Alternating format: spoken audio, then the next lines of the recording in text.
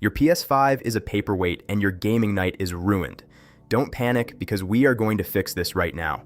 Welcome back to Tech Vibes. Whether it's a power surge or a software glitch, these consoles can be finicky, but most issues are actually easy to resolve at home.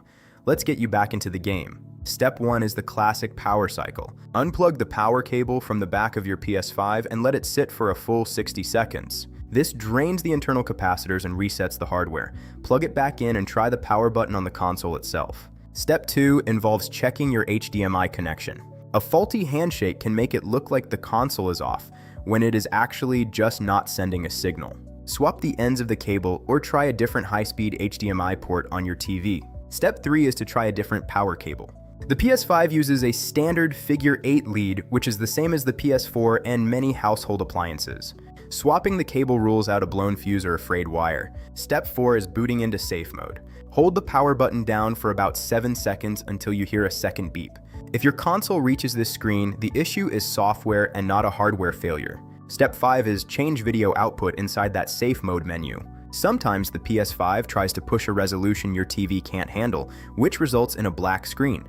Setting it to automatic can force a reset. Step 6 is a system software update via USB. If your console is stuck, download the latest firmware from the PlayStation website onto a thumb drive. Select Update System Software in Safe Mode to bypass a corrupted OS. Step 7 is clearing the system cache. Select the Rebuild Database option in Safe Mode. This scans the drive and fixes corrupted files without deleting your actual games or saved data. Step 8 is checking for overheating.